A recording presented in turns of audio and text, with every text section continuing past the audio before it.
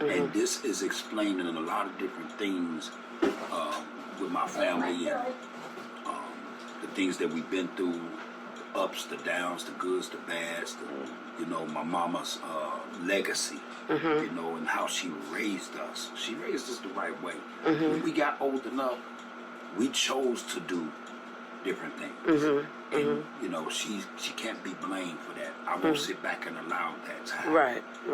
So I feel like this story is necessary. I feel like I have to tell this story because my mama not here to defend herself and she's not here to tell her story. So it only makes it right for her child to be able to do that. Right. And I wish that me and my brothers and my sister could have did it together. But everything happened for a reason, the way that it pans out.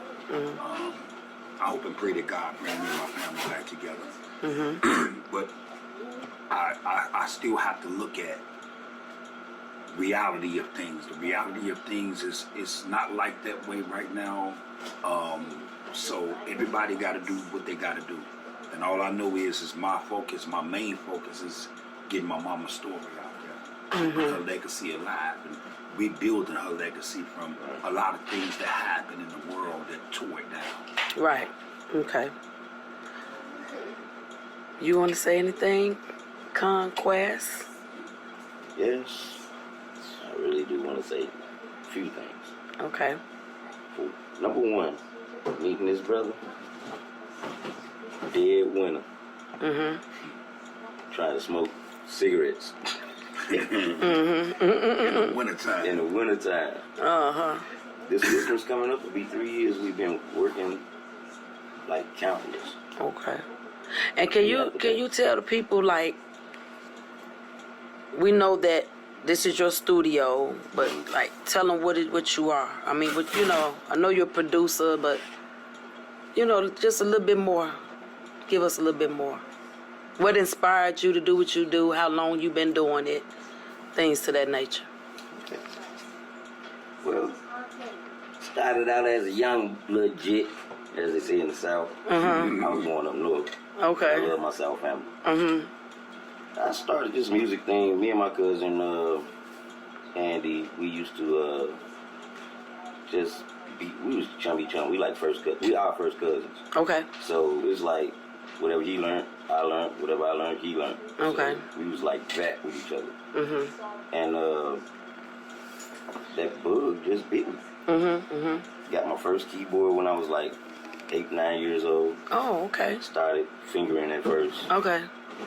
Pause for those who be thinking off the wall, because I know y'all gonna meme the shit out of that. Right. Fingering. Right. But yeah, learning the basics of the piano and stuff like that, and started venturing off doing other instruments, and eventually just started dreaming, having that I can make music. So by the time you was a teenager, you was actually a producer. Okay. Been doing it ever since. Okay. Now, Mr. Kelly, you failed to tell us the name of the book. The name of the book is going to be called The Kelly Chronicles. The Kelly Chronicles. And chronicles are events that, for anybody that don't know, events that actually took place. So, right. It's nothing but my truth. It's nothing but my truth. Okay. So to conclude this interview, is there anything else you would like to say? Be on the lookout. Be on the lookout. We on our way. We're looking at it probably like in the next 1.5 to 2 months for this book to be everywhere. Audio book.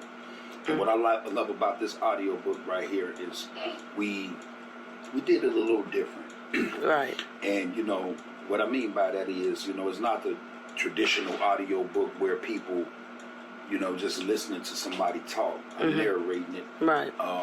But I'm narrating it to Konquest tracks, and the tracks that's in the background is like drama, suspense. Yes. It lets you know the music is actually telling the story by itself before I even put a word on it. So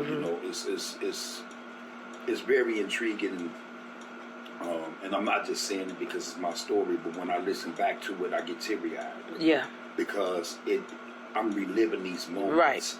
And I tell E all the time, since we've been doing this book, when I go in that booth, I feel like I'm going into a time machine because I'm traveling back in time, you know, and even telling the story. I see my mama, I see my grandma, I see my great grandmama, I see all my loved ones that was living at the time. I felt like I was right there with them, connected to them, and so I called the booth a time machine. Okay. You know, You Okay. really do take you back. Right.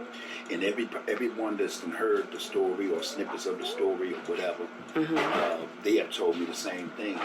People told me like they can see my story. They can see. They feel like they was right there, actually watching everything take place. So Right. to me, that's a great thing. You know, to be able to. And I thank God. We thank God all the time. I'm not ashamed of God. Right. Because without Him, nothing is possible. Amen. Without Him, we is nothing. That's what's up.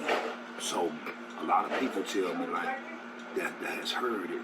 They say, man, you know, every time I hear it or when I hear it, I can envision it, I can see it, and that's what I want to get across to the people because I don't have a video or a documentary series or nothing like that out there where people can actually see the characters play out what's happening.